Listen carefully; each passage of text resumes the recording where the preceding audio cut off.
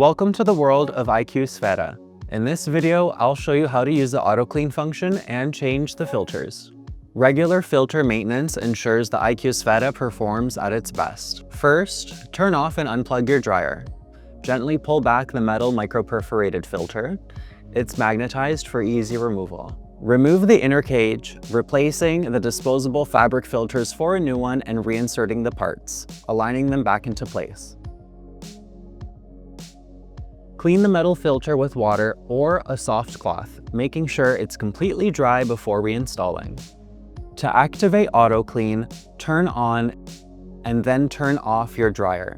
Press and hold the auto clean button for 3 seconds. The dryer will blow air forward for 5 seconds and reverse for 10, removing internal dust automatically. Keep your Sfera clean to keep your performance flawless.